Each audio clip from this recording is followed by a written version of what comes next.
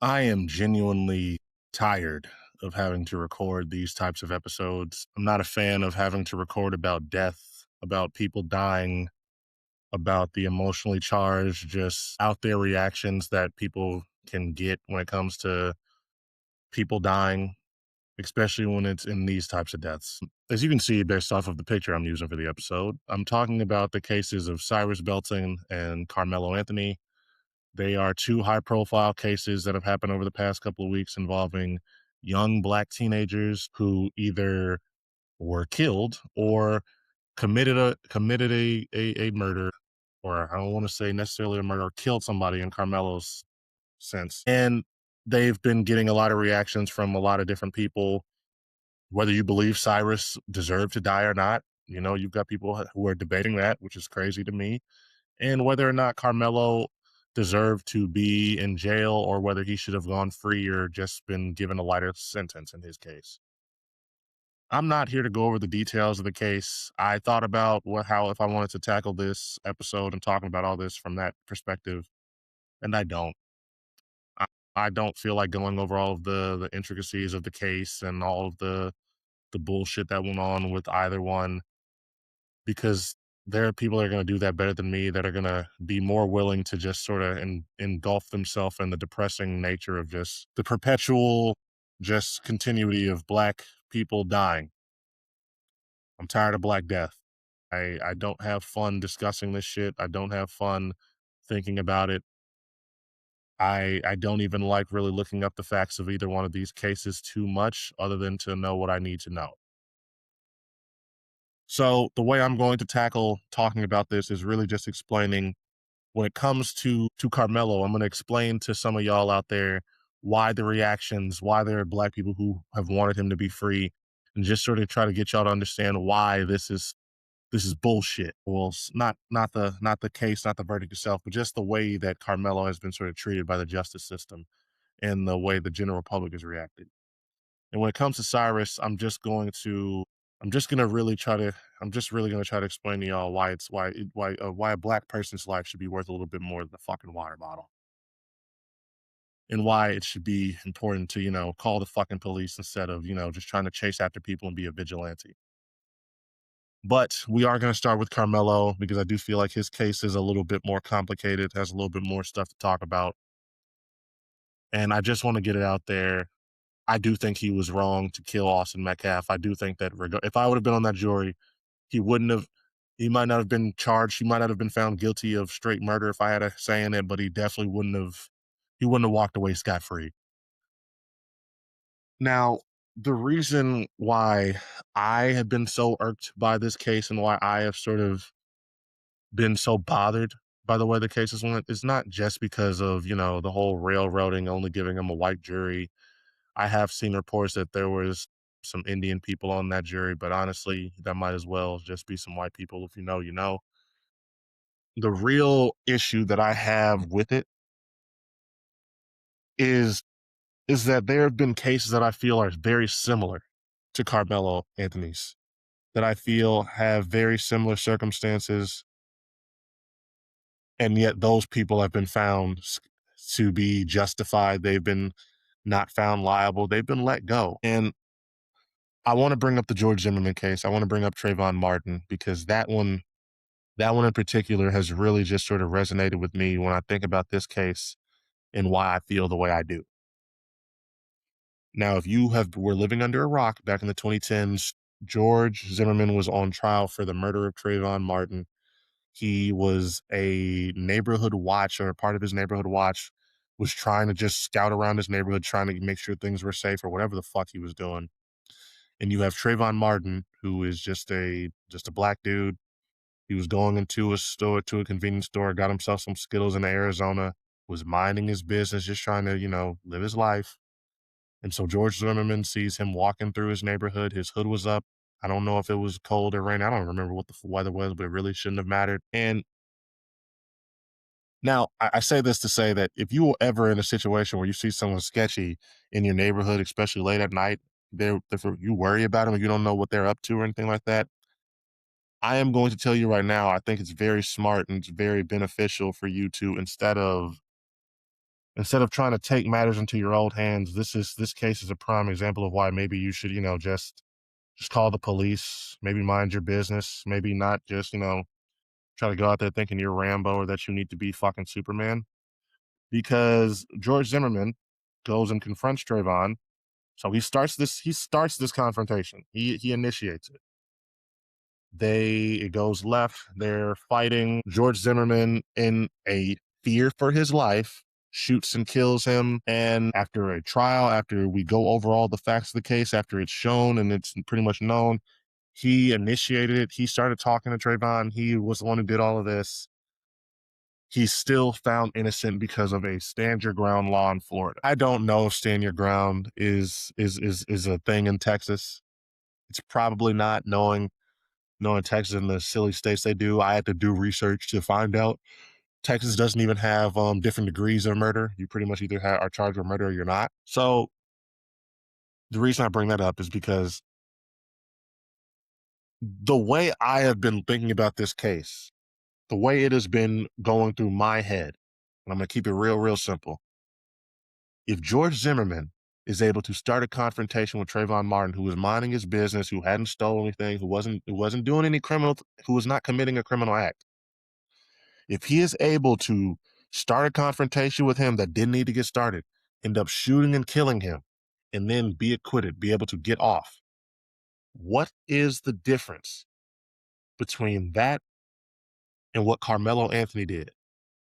Because if Karmelo Anthony was being surrounded, if he had already had somebody place their hands on him, if he had already been in a situation where he was fearing for his life, the way George Zimmerman was claimed to have, why is it that Karmelo is being treated as if he is this cold-blooded murderer, as if he just went over there looking for trouble, meaning to cause harm to somebody, instead of just people being able to see that this was clearly just a scared fucking teenager who found himself in a confrontation with Austin Metcalf. Austin Metcalf could have went over and said that shit nicer, but that does not, no, at no point should he have been stabbed in the fucking heart. Why is it that so many people are quick to only view him through one lens? Yet even when George Zimmerman was on trial, there were so many people who were trying to find excuses for what he did. There are still pictures out there of people who are mocking Trayvon Martin for the way he died, dressing up as him, using blackface. This was not this was not the same type of reaction. And so I'm left with that question because that's the one that I keep going back to. What's different? Why is that you only view one in a certain way and you only view the other in a certain way? George Zimmerman was a grown ass man. He was a grown ass man. He was a grown adult who should have known better, who should have had more logical thought to realize it's not a smart idea to confront someone, even if I think that they are doing no good. Maybe let me call the police. Yet, Karmelo Anthony, who is a teenager, who is a in all honesty, in my opinion, just a dumb kid. We have so many people who are quick to say we need to get out the electric chair. It's time to dust off old Sparky. He deserved it. He deserves to be in prison. I can't wait for him to be somebody's bitch.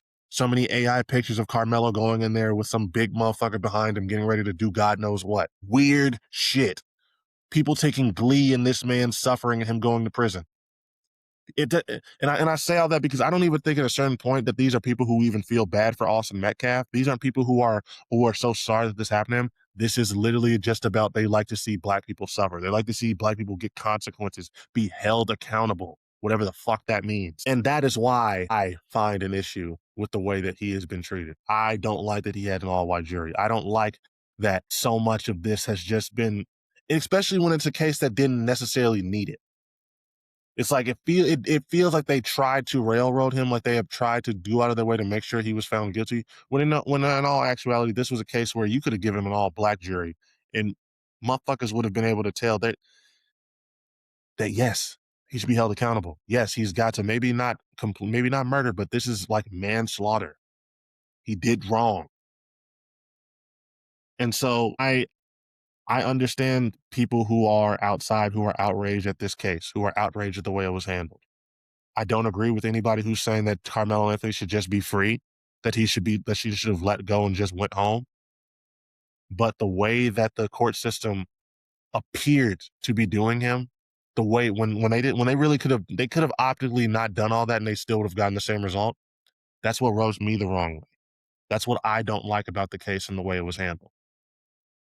I'm not gonna sit here and say that anyone out there is calling for him to be like free all the way. Those people are wrong. You don't get to stab somebody in the fucking heart over a seat under a tent at a track meet and get away with it. I don't understand why he had the knife on him in the first place. I don't think it was. I don't understand how that confrontation was able to escalate to that point, and it never should have. There should have been an adult on there to diffuse, to tell Austin to chill out, to just tell him to live and let live, or to just tell Karmelo, hey, as a teacher here, you got to move. But there wasn't, and now both of their lives are ruined. One of them is dead and gone, and the other one, he's thrown away 35 years of his life over a seat under a tent. And I'm gonna tell y'all right now, just looking at this picture on the screen, I don't think Karmelo is the type of guy that should be in prison. I don't think he's built for that. And that's why we have to do a better job, especially when it comes to our men. And I'm not just talking black men, I'm talking white guys, I'm talking everybody. Because these teenagers, these young men coming up now, a lot of them are awkward. A lot of them have a real they're just socially stunted because of a lot of different reasons, COVID, phones, all this shit. But sometimes they don't know how they don't have valuable social skills. They don't know how to de-escalate a situation without making it worse. Because if somebody would have done that, both of them would still be here. At worst, they would have fought. Somebody maybe they would have jumped him and he would have got beat up for like 10 to 15 seconds before an adult broke it up. But because it didn't, now it's something that's completely different. There's somebody that's dead, somebody that died in their brother's arms, and Karmelo has his entire life thrown away. His life is ruined. Yeah, it's only 35 years, but I'm going to tell y'all right now, a young man like that going in there, being surrounded by all these fucking animals, I I I feel for him and I pray for him because I don't know how you are able to stay sane, how you're able to remain yourself going through that. And it's just tragic. It's tragic all around. And I hate that both families lost somebody. I hate, again, that this was a situation that even went the way it did. I wish they would have been able to just throw hands. I wish Karmelo would have been able to understand that regardless of Austin being 6'6", regardless of him having a twin that was right there, regardless of anybody else that was surrounding him, the knife just wasn't necessary in that scenario. It's not right for what you are going through in that environment. And that's what I want motherfuckers to be teaching their boys. That's what I want people to be teaching, not even just their kids in general. Understand when when a fight is worth having, understand when a confrontation is worth standing your ground, and understand when sometimes it's okay to just walk the fuck away. Who cares about your pride? Who cares about your ego? Who cares about whatever smart aleck thing this motherfucker said to you? If they pushed you or whatever, you gotta just walk away. Even if you fight, even if you win, what is the point if you are throwing your life away, potentially throwing your life away, hitting somebody and killing their ass over nothing? This ain't about no money. This ain't about no bread. This ain't about no real shit. This ain't even about no pussy. This was over a fucking seat under a tent at a track meet. We gotta teach them better. We gotta help them understand when something is just worth it and when it's not. Because Karmelo, I can't really rock with you on a situation like this, my man. This shit it wasn't necessary. Your family is fucked up right now. Your mom isn't gonna be able to hug you unless it's through some fucking bars because of a seat under a track meet. I've seen pictures of the kid. None I've ever seen of Karmelo Anthony has made me think that this was a kid that was like that. That was that was hanging around the wrong crowd. He just seemed like a young dude from Texas. And now he's in this situation. It's tragic. But the other situation that I do want to talk about, that I do want to touch on, is the Cyrus Belton case. Again, 14-year-old, South Carolina, goes into a store to grab some stuff. They accuse him of stealing.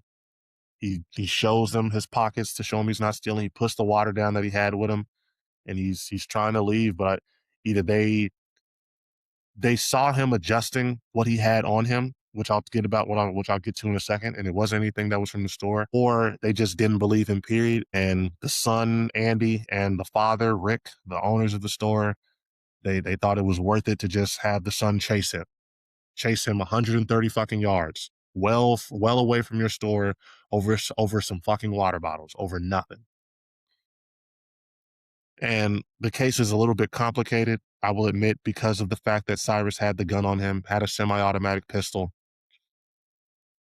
That's some serious shit. You're walking around with a gun out there. You are you are seriously putting yourself in some danger because hey, that weapon makes you a real threat to or just a real problem. So I said earlier he was adjusting something, or they might have saw him doing that. I'm from all I've seen, it was probably just the gun he had on him. He had more than one phone, maybe it was that, but either way, they saw him adjusting something and they must have assumed he had something else on him even after he said no, he didn't.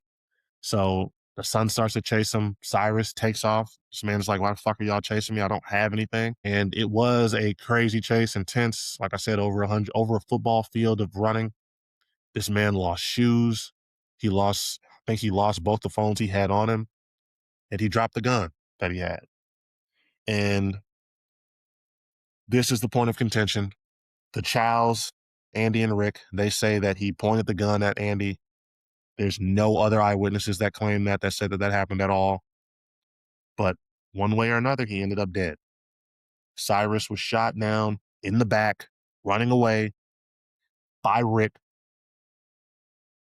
and he was arrested the next day. And that was in 2023. And so after 3 years, after a trial, they decided that he's actually innocent and they acquitted him.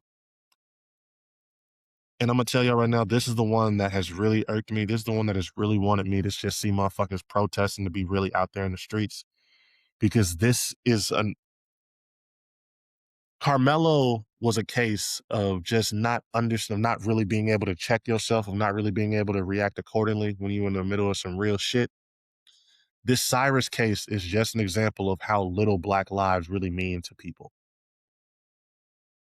Because again, you mean to tell me that the Chows can be so pressed over some bottles of water, over whatever the fuck they think he stole, that instead of just leaving it to the police, instead of calling authorities who are trained, whose job it is to deal with this type of shit, they thought it was better to have the son chase after this young man, again, over the length of a football field, over water. I've worked plenty of retail jobs. I've had jobs at farmers markets. I've had jobs at a Walgreens. I've had jobs all across retail. The one consistent thing I know I've always heard is that when it comes to dealing with shoplifters, when it comes to dealing with getting robbed of anything of that nature, you don't chase after these motherfuckers. If you see somebody just running out of the store with a whole cart full of shit, if you see a motherfucker come up to you and just try to pull something out on you and tell you give you the money, you cooperate. You do what they tell you to, and when they're done, you stay your ass there. If they are running out there with a shopping cart full of nothing, and you don't even see a weapon, you stay your ass in the store. You do not chase. You do not pursue, because you don't know what that motherfucker has on them. You don't know how badly they're trying to steal that shit. And you also don't do it, in my opinion, because once you start going out there trying to do that vigilante justice shit, if things go south, if you do end up in a fight, or if you end up having to put a motherfucker down, that becomes on you. I don't care if somebody stole. I don't care if somebody is robbing your store. If you chase them outside, if you chase them off the premises of your store, at a certain point, that's out of your jurisdiction. You are putting yourself in danger, and you are escalating a situation that you are not equipped or trained to deal with.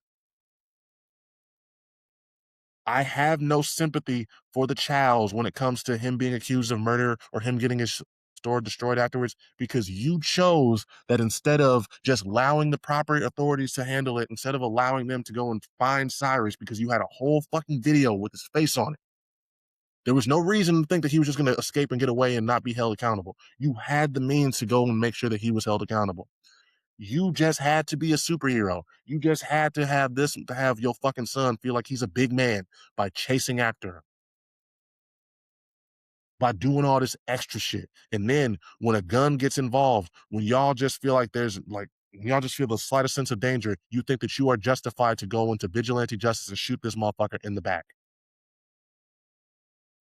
I have no sympathy for these people. I have no sympathy and I have nothing but contempt for anybody who is trying to justify or excuse it. You're not the police. We don't do vigilante justice out here in America. And I find it crazy that we always talk about that and we say that shit, but we only have no issue with it being done when it's a black person that's being held accountable, when it's a black person that the vigilante is going after. This shit is weird. There's a lot of people out here who love to find any excuse to just justify Black death. They had it coming. Why didn't they comply? This, that, other bullshit.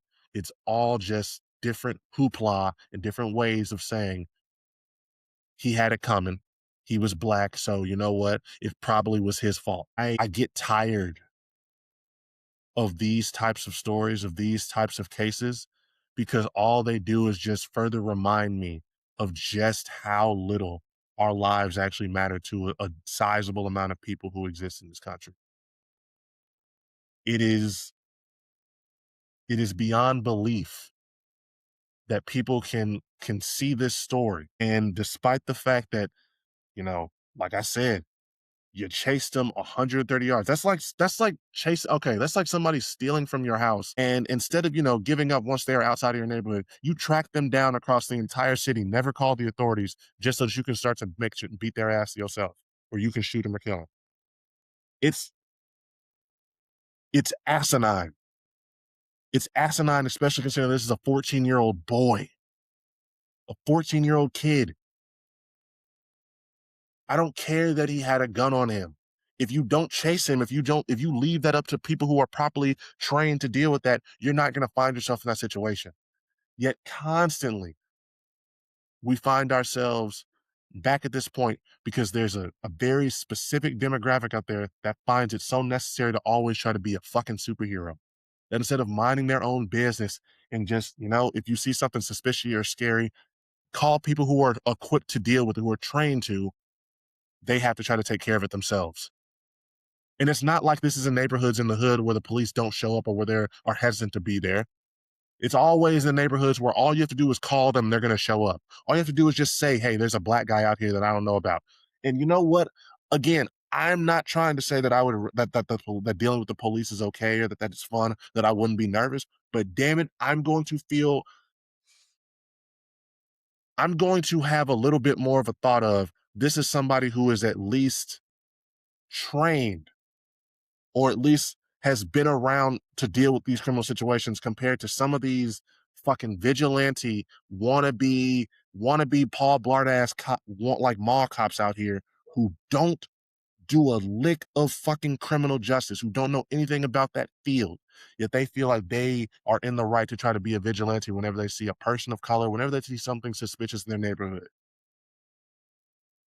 All that old lady who calls the police on everything, I'd prefer that compared to a motherfucker who's going to try to go out there and handle it themselves. Because when you try to handle it yourself, a lot of times you end up making the situation worse, escalating shit, doing shit that ain't necessary. And that's what irks me about this case so much, man. It didn't need to happen. And that's the crux of both of these cases. Neither of them needed to happen. They didn't need to chase Cyrus. They could have handled that to the police. Karmelo didn't need to stay there in that tent and have that shit and continue that whole altercation. And Austin didn't need to continue it either. On one hand, you've got poor decision making, you've got poor conflict resolution skills from two teenagers. But on the other hand, you've got grown ass adults who think so little of Black life, who think so little of us, of my people, that they feel that it's better for them to just go out and handle it themselves, that they'll be okay if they just have to shoot one of them because they had it coming, compared to just calling somebody, especially when it comes down to the stolen merchandise that they're so worried about being some bottles of fucking water. It's frustrating, it's tiring, and it's annoying to know that these types of people exist in the world and that you have to be on your P's and Q's outside when you are around. Being Black and just existing is a crime to some people. Being black and existing is a crime to some people. I'm going to repeat it again. You don't have to do anything. You don't have to dress a certain way. You don't have to move a certain way. You don't have to talk a certain way. You can be Carlton from the Fresh Prince of Bel-Air, and there are still going to be some people who are going to just be threatened by you, be worried about you, and just untrustworthy when it comes to you. And that's why it's not a joke when people say that, a black man is damn near putting his life on the line every day when he goes out into public. Because all it can take is one person to be uncomfortable around you, to get the wrong idea, the wrong impression. And next thing you know, you're having a confrontation with some trigger happy neighborhood watch motherfucker, or you've got police on you. Because again, I know I said the police, I'd rather deal with them, but even then, that can be a situation that goes south easily. You can end up like Philando Castle, having a gun owner, having a gun card, having everything you're supposed to do and trying to handle the situation right and still end up getting shot and killed. It is difficult. It's hard and it is almost frightening to be black and exist sometimes. There's a lot of benefits, there's a lot of cool shit that comes along with it, but there's also some negatives and there's also just a lot of having to keep your head on a swivel. This is a world and this is a world. I was ready to say system and society, but no, it's not just that. It's global. Afro pessimism, just that anti-blackness is a global phenomenon. It's not just any continent. It's not just any one country. It's all over the place. So my biggest thing that I want to tell anybody, my biggest takeaway from this episode for my viewers right now, I want y'all to understand, if you are black, that you've got to understand that. You've got to know what comes with that, and you've got to keep your head on a swivel, and that's man or woman, because it's not everybody. It is not the entire world, but there is a sizable, decent part of it that just is not going to ever be for you. That's not going to be in your favor. That's going to be going completely against you. And for everybody else, I just want you to understand that bias isn't something that I think that a lot of people choose to have, that I think that a lot of people actively or cognizantly have. I think it's something that at this point is damn near subliminal. It's in the messaging that we have, that we see every day. It's in the way that it's in a lot of our social norms. It's persistent. It's damn near in our DNA. And just keep that in mind. Keep that in mind. Understand those biases that we have built into us, and try. I know that it's it's one thing to just try to go and combat them and get rid of them, but the first thing that you can do is at least acknowledge them and understand that they're there. I know, just for instance, I might be black, but I still have a lot of, potentially misogynistic shit that I still have in my head. That's still just in me. That's just from growing up the way the world used to be, because it's ever changing. Thankfully, we're getting more and more morally, like, responsible and ethically responsible as time goes on. But listen, you could say the gay slur, the F word, on TV like it was nothing back in the day, on regular TV. Compare that to where we are now, and it's night and day. So I understand that it's a journey in terms of us becoming better people, but the journey is going to only be able to accelerate and really get better once we start to recognize the way that not only the media but the government and everything else sort of conditions us to be in this state, to be in this sort of state of existing as a country and as a people. Rest in peace to Cyrus Belton. Rest in peace to Austin Metcalf. And my prayers and thoughts go out to Karmelo Anthony, because everybody in all of these situations, they just need to be prayed for. Nobody won. Nobody got one on the other. In the case of Karmelo Anthony, two families lost kids. One of them may have lost them physically, but the other one, he might as well be dead mentally, spiritually. So it's not easy. Life is not fun right now, man, but things are gonna get better. I just think that things are gonna get better. They have to get better, because shit's really bad right now in terms of the climate of this country, in terms of the climate of everywhere. This administration that we have in office, it feels like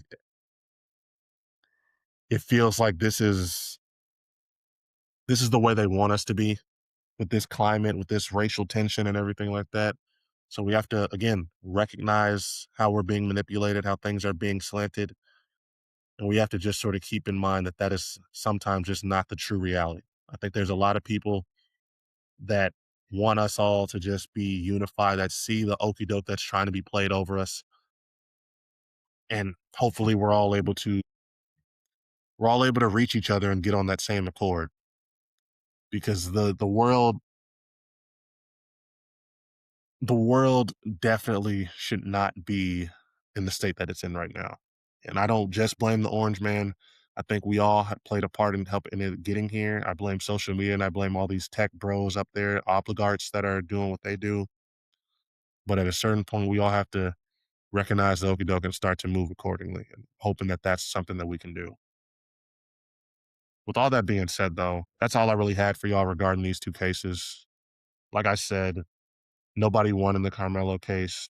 Both sides lost a family member. One dude had to hold his brother as he died in his arms, and the other one, they're gonna have to hug their son through a jail cell for the next 35 years.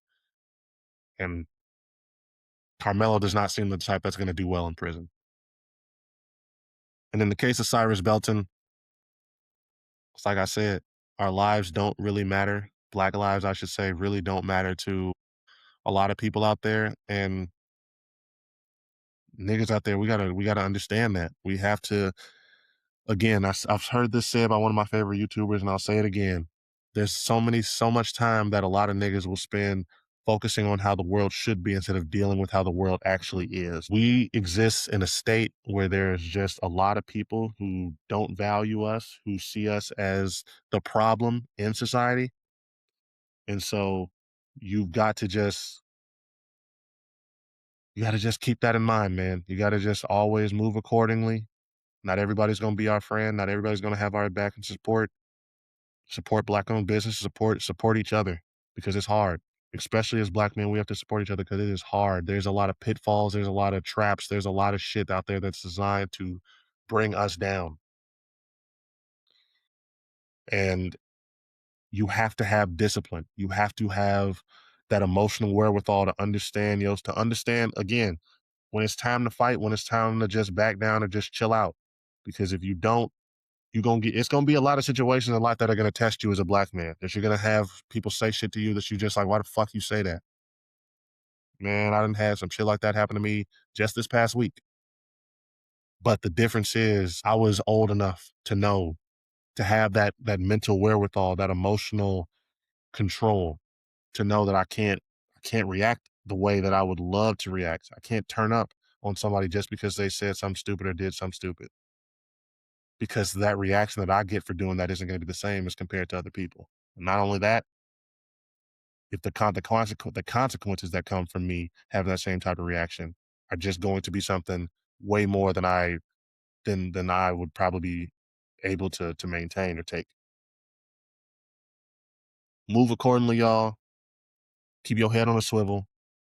Understand that melanin on your skin is not only a gift, in a lot of ways it can be a curse. Way more of a gift than a curse, just so I'm clear. But there is some negatives that are going to come with that shit. And so don't act dumb, don't act reckless, especially if you are in Texas, especially if you're in Florida, shit, anywhere in the country, because niggas get railroaded. Niggas get sent upstate over small shit. So if you find yourself in any of these situations, if you find just especially any black teenagers, know how to walk away, bruh. Sometimes, like even the fight would have been stupid, but especially if you out here trying to walk around with knives, you trying to walk around with guns. I'm not trying to say like if you have to, you have to. I don't know everybody's situation. I don't know where you're at or where you live in. If you're in the hood, it can be like that. But understand, you are not going to be, they're not going to take it easy on you. As a young black man, as a young shit, second you get to the age of 14, damn near 13, you are seen as the description. You, in a lot of ways, are going to be seen as the threat. So when they catch you doing certain shit that's going to scare them, they're going to make sure they make an example out of you. That's why my mom always warned me, you can't do what the other kids can do, so you better know that. But I'm going to stop right here before I start to ramble on and on. This has been Kinetic Aesthetic. This has been your boy Germ. I want to tell you all again to make sure you like, follow, subscribe on whatever platform that you are listening on. If you're checking this out on YouTube, make sure you hype the video for me. Make sure you boost me in that algorithm. It means so, so much. But other than that, this has been Kinetic Aesthetic, man. I am praying for everybody involved in all these situations. I'm praying for my people and I'm praying for this country because it feels like things continuously are getting worse before they get better. But I'm going to leave y'all with a hopeful statement because that's all we have. That's all we can really have. It is going to get, you're going to experience the darkest night before you experience the brightest dawn. Things are going to get a lot worse before they get a lot better. And I truly believe that. So we might be in the spot right now. We're in that ebb and flow because that's all life is ebbs and flows. And right now we might be in that ebb where you're going real, real low, but it's gonna have that peak. And it's gonna have that peak sooner than we know. We just all have to maintain and keep up that hope. But this has been Kinetic Aesthetic. This has been your boy Germ. All my niggas out there, keep your head on the swivel, and all my black people, period, just continue to be you. It's been your boy Germ. I'm out. Kinetic Aesthetic is out. I love y'all, and I'll catch y'all tomorrow with Sports Talk.